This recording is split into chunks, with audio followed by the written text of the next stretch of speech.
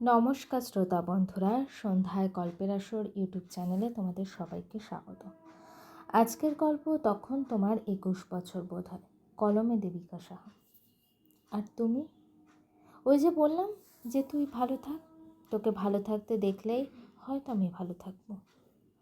আচ্ছা, তুমি আজও কিছু বলতে পারলে না, সবটা চুপচাপ মেনে নিলে।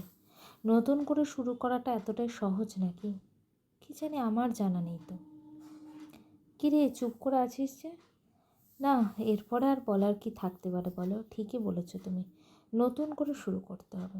আচ্ছা, আমি উঠি তবে, হ্যাঁ? আর হ্যাঁ, ওষুধটা খেয়ে নিও সময় মতো। কথাটা বলেই উঠে দাঁড়ালো ঋদ্ধি। চলে যাবে ঋদ্ধি? কোনোদিনও তো থাকতে বলনি যে থাকবো। এনিওয়ে, আসছি আমি। আর এক মুহূর্ত ওখানে দাঁড়ালো না ঋদ্ধি। ও পারবে না এই মানুষটার সামনে আর বেশিক্ষণ দাঁড়াতে। বিনা প্রতিবাদে আমার কথাটা মেনে নিলি ঋদ্ধি? তার মানে তুইও এটাই চাস? কথাটা ভাবতে একটা দীর্ঘশ্বাসের রেখা বেরিয়ে এলো সৌম্যর মুখ থেকে। কি বলছিস, চলে যাবি মানে? আমি এমনিতেও 1 সপ্তাহের জন্য এসেছিলাম, 7 দিন কেটে গেছে, তাই এবারে আমার চলে যাওয়াটাই বেটার। আমি এখানে থাকতে পারবো না। একটা কথা বলবি আমায়, এই শহরটার কি শত্রুতা আছে আমার সঙ্গে? আমার সাজানো জীবনটাকে এলোমেলো না করেই দিলে নয়?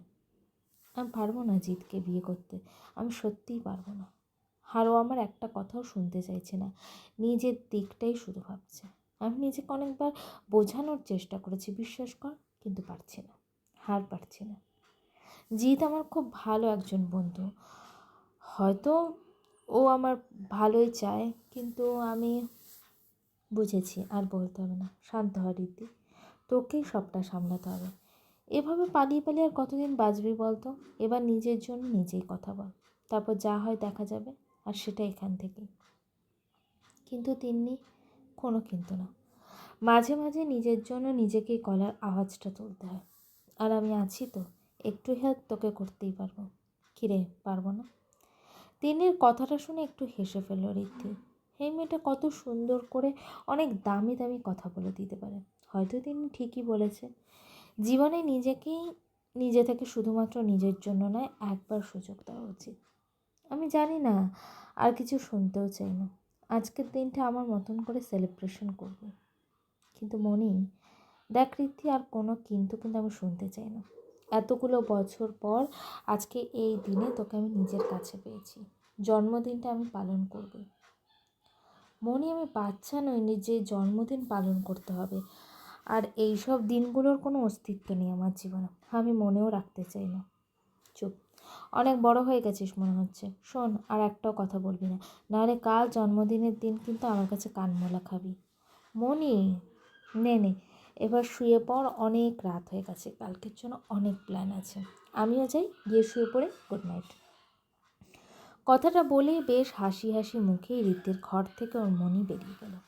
কিন্তু এই মুহূর্তে ঋদ্ধির মুখে একটু হাসি রেখা নেই।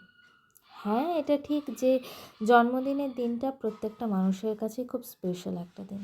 ঋদ্ধির কাছেও একটা সময় সেরকমই ছিল, কিন্তু আজকে সব কিছু অন্যরকম। বিগত 5 বছর ধরে এই দিনটাকে বড্ড ফাঁকা ফাঁকা লাগে ঋদ্ধির কাছে।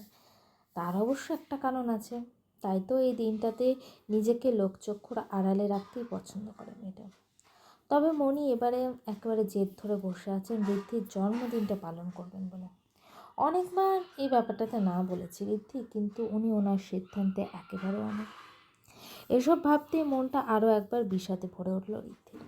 একটা সময় যে মানুষটার থেকে প্রথম উইশটা পাবো বলে পুরো বছরটা অপেক্ষা করতে হতো, গত কয়েক বছর ধরে সেই মানুষটার কাছ থেকে এই দিনে কোনোরূপ কোনো শুভেচ্ছা বার্তা পায়নি ঋদ্ধি। সত্যি কত বোকা আমি, কথাই হয়নি, তার আবার শুভেচ্ছা বার্তা।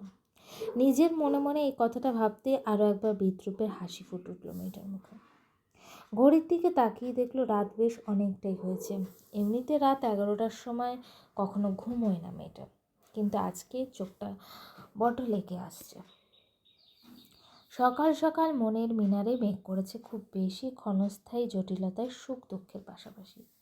বৃষ্টির স্নাত সবুজ সকালে এলোমেলো হিসাবে সুর হিমেল হাওয়ায় প্রাণ জুড়িয়েছে।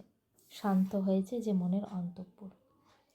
তোমার সুরে সুর বেঁধেছে এক মুখ চোরা মেয়ের গল্প। দস্যি মেয়েটাও আজকাল ফুরসত নিয়েছে, মুহূর্ত সাজায় অল্প স্বল্প।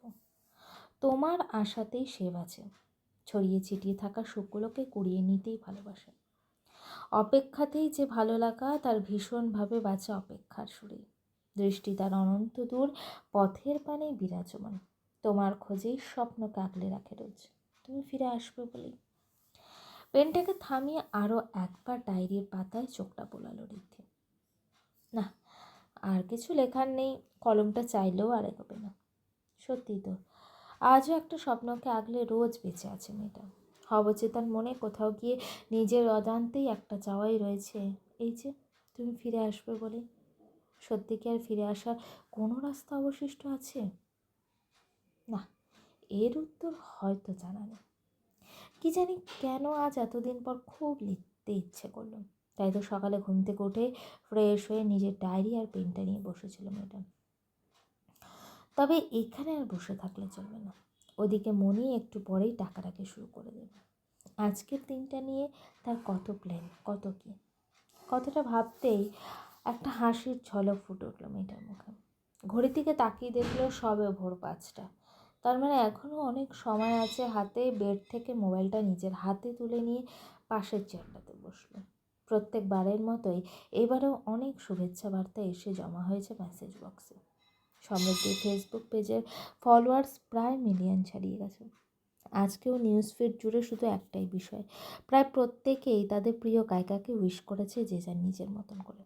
এসব সত্যি অনেক বেশি প্রাপ্য ঋদ্ধির কাছে। মাঝে মাঝে মনে হয় এদিক থেকে ভীষণ লাকি। এতগুলো মানুষের ভালোবাসা পাওয়া নিতান্তই মুখের কথা না। ইনবক্সেও প্রায় 100 মেসেজ এসে জমা হয়েছে ইতিমধ্যে। একবার ইনবক্সটা খুলেই ফেলল। অনেক শুভেচ্ছা বার্তার মধ্যে একটাতে চোখটা একটু আটকে গেল। কৌতূহলবশত মেসেজটা ওপেন করলো। জানি না দেখা হবে কি না, জানি না কথা হবে কি না, সেভাবে ওভাবে কোনোভাবেই তোর আমার গল্প মিলবে কিনা, তবু জানি এই মন জুড়ে একটা মস্ত বড় উপন্যাস লিখেছি, আমার জীবনের উপন্যাস। অটোবায়োগ্রাফি বলবো এমন দুঃসাধ্য আমার নেই। কী বলতো, আমার এই জীবনের উপন্যাসে না আমার নিজের থেকে তোর গল্পটাই অনেক বেশি। ওই যে আমার মনের কোঠায় তুই আমি পাশাপাশি, জানিস আজ না আমার কাছে খুব গুরুত্বপূর্ণ একটা দিন। ওই যে আমি তুইটার জন্মদিন। শুভেচ্ছাপত্র পাঠাবো? না না, এতে বড্ড পরপর মনে হয় জানিস তো, উপলব্ধিতেই অনুভব করছি। এই যে এভাবে বলে দিলাম ভালোবাসি তো, কথা দিলাম থেকে যাব, হারিয়ে গিয়েও রয়ে যাব, তোকে ভালো থাকতেই দেখে চিরটা জীবন ভালো থেকে যাব। ভালো থাক, খুশিতে থাক, আনন্দে থাক জীবনে পুরোটা জন্মদিনে আমার তরফ থেকে এই উপহারটাই নয় না হয় রইল। এই যে সাহিত্যের ব্যর্থ প্রচেষ্টা। মেসেজটা কোনো এক নামহীন মানুষের অ্যাকাউন্ট থেকে এসেছে। নামহীন বললে ভুল, অদ্ভুত একটা নাম। তবে আরও একটা জিনিস দেখে খুব অবাক হয়ে গেল ঋদ্ধি। এই প্রোফাইল থেকে বিগত 5 বছর ধরে ঠিক রাত 12টার সময় নিয়ম মেনে হ্যাপি বার্থডে উইশটা এসেছে। কোনো বছরেও ভুল করে 12টা বেজে 1 হয়নি।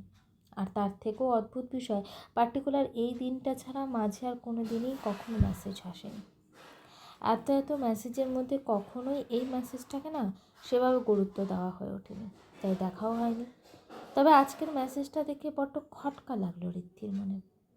এভাবে ওকে উইশ করতে পারে এমন কে আছে? এতটা কাছ থেকে কে বলতে পারে কথাগুলো? ওর এই ভাবনার মধ্যে হঠাৎ করে ফোনটা বেজে উঠল।